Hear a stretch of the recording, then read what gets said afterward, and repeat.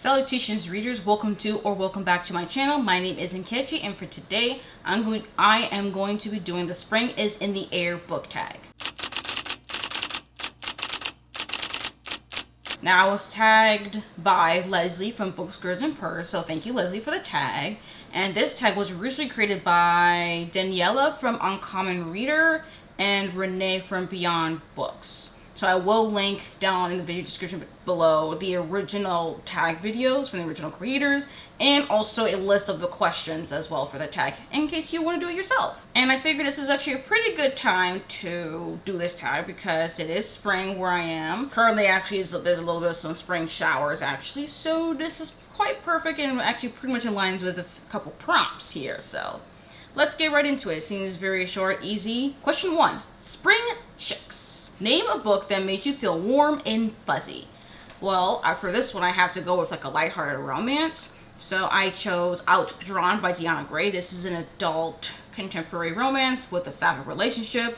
I really enjoyed this one. I think I read it on my Kindle and I really loved it. It's rivals to lovers, romance, soul burn, sapphic. I'm like, say less. So this one definitely made me feel warm and fuzzy. Number 2, April Showers or Spring Showers, which we currently have right now. A book that is set near, in, or on the water, or that has the word water in the title.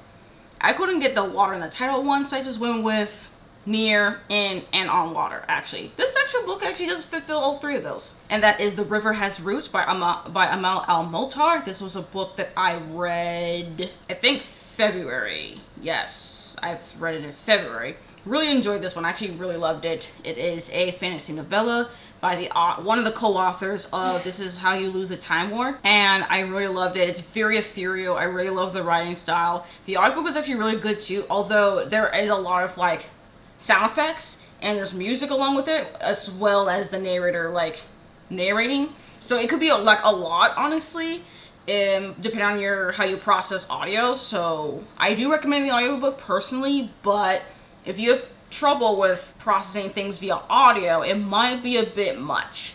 But regardless, whether you read with your eyeballs or read with your ears, it's still a really good time. Number 3, Spring Break. Talk about a time you took a break from reading and why.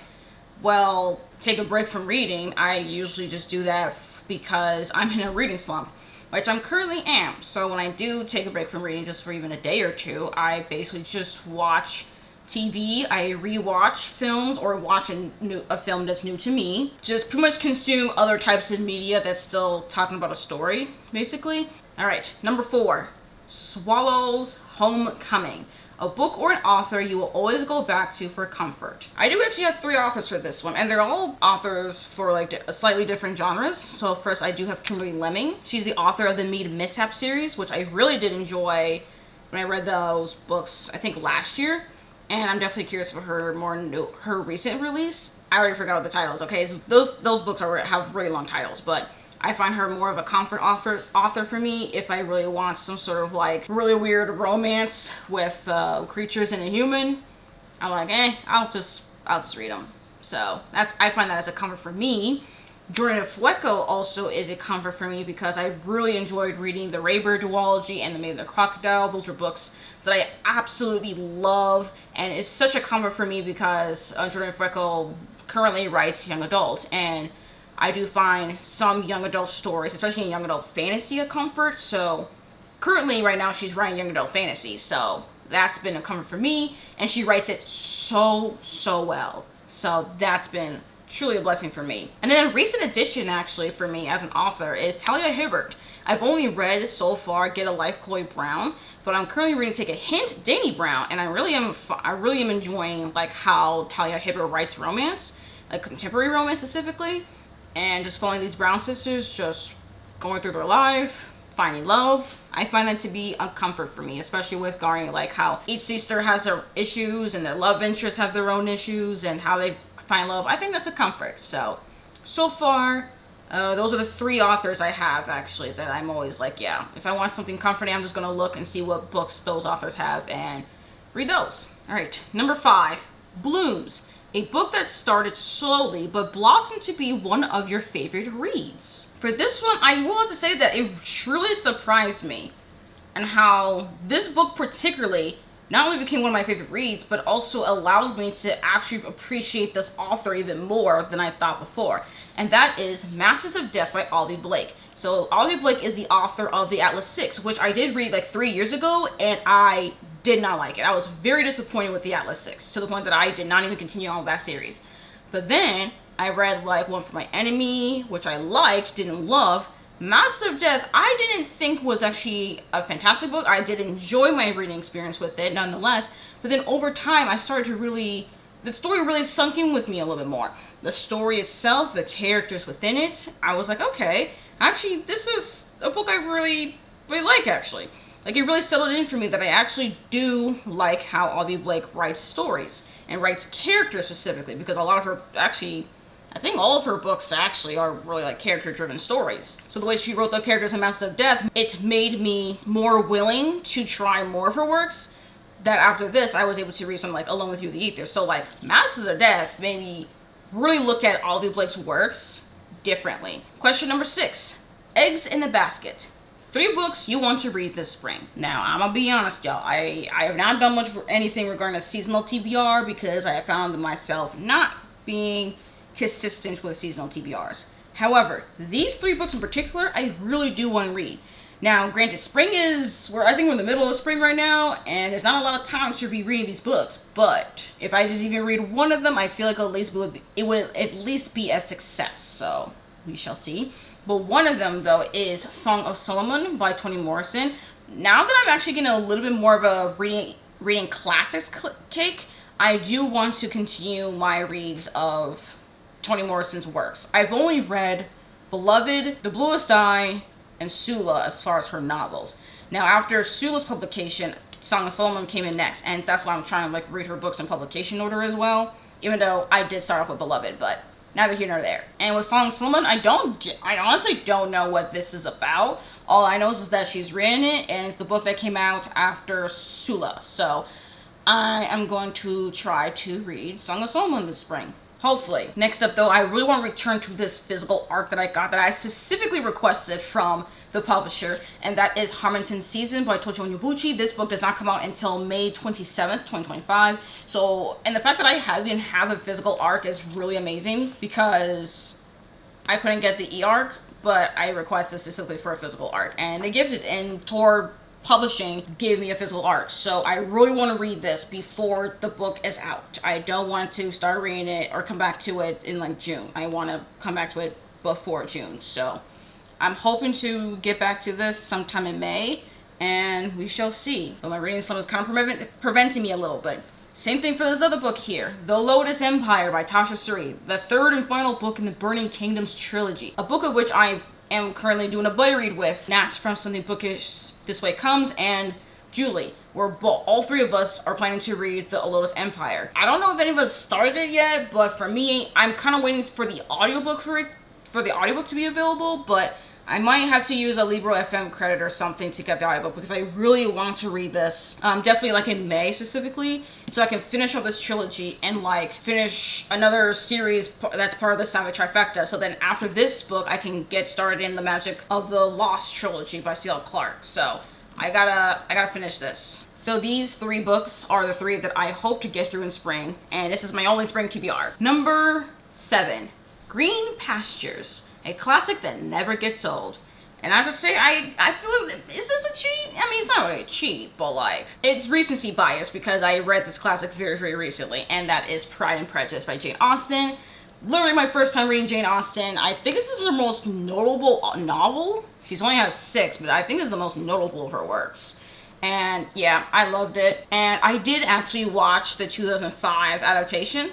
Also loved it. So I'm definitely here for the hype, and I truly understand, like, the hype regarding this book. I get it now, and I actually even kind of get it with Jane Austen in general. I gotta say, I don't think this story's gonna get old. Right, number 8, Pollen, a book or author you're allergic to. Now, for this one, I interpreted it's just authors or books that I'm just like, I stay away from, and there are problematic authors I will definitely stay away from, but I'm not gonna list them here for this prompt.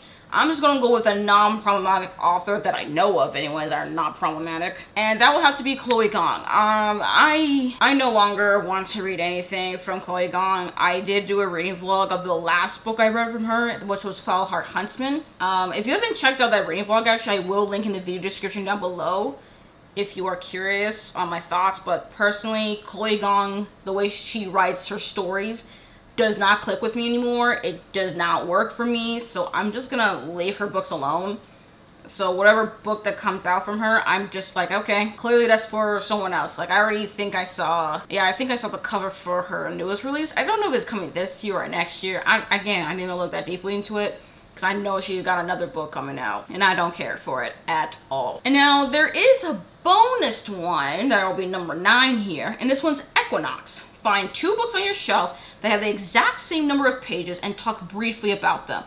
This one actually isn't super hard for me to find because I do actually have a database thing called Notion, and I actually created a database as far as within Notion, a page in Notion, for me to track my physical TBR and just any book I actually own physically. Also digital books as well, actually, I do keep track of that.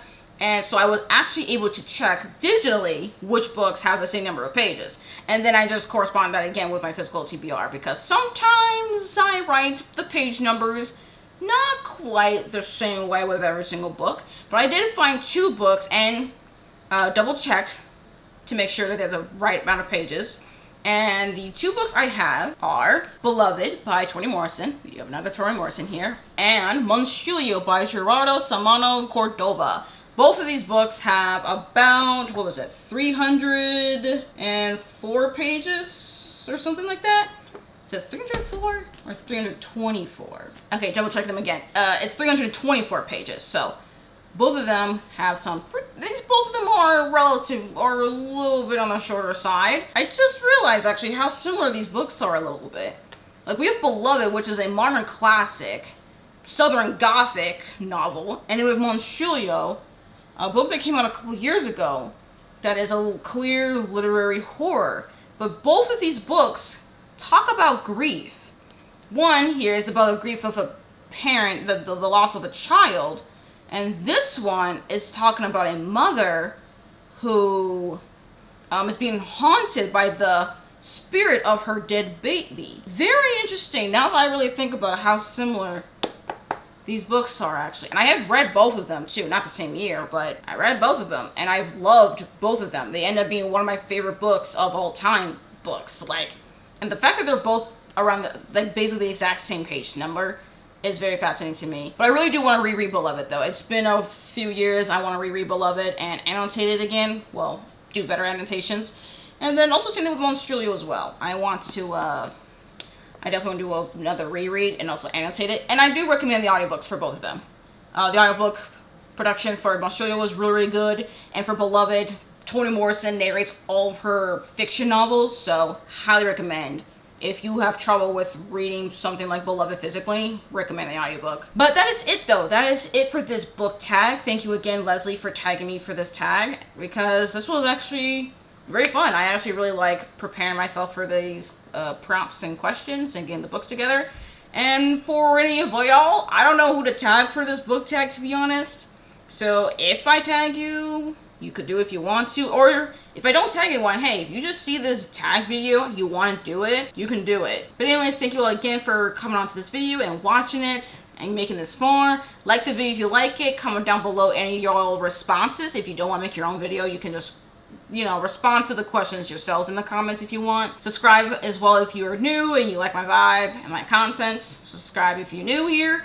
And if you made it this far into the video, you're not sure what to say, but you want to leave an emoji to let me know you're here, well, obviously you gotta leave some sort of a flowery emoji for spring. Or a rain or cloud emoji, like raining. That also works since it's also raining. So rain, flower, either one works. Any flower works too. So just any of those. So yeah, thank you all again for coming on to this video, and I hope to see you in my next one. Bye.